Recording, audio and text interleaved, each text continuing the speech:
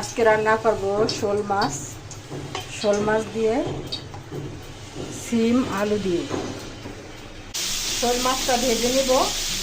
দিয়ে দেবো আদা বাটা, রসুন বাটা, হলুদের গুঁড়ো, মরিচের গুঁড়ো দিয়ে দিচ্ছি। এখন ভালোভাবে কষিয়ে নেব।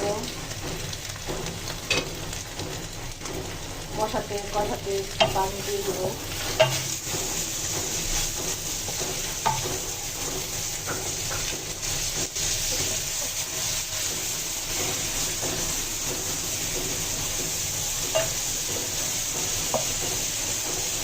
এখন দিয়ে দেবো লবণ।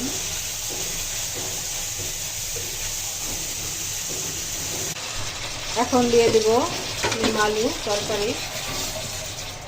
ভালোভাবে কষিয়ে পানি দিয়ে দিব। এখন ঢাইকা দিব। এখন মাছটা দিয়ে পানি দিয়ে দিব। এই তো শোল মাছটা রান্না। এখন দিয়ে দিব শাক বাটা,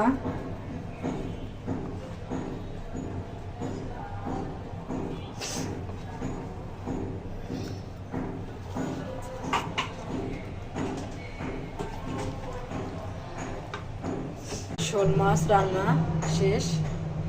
এই তো দেখুন কত সুন্দর কালারটা আসছে, মাশাআল্লাহ। সিম আলু দিয়ে শোল মাছ রান্না। ভালো লাগলে লাইক, কমেন্ট, শেয়ার করবেন।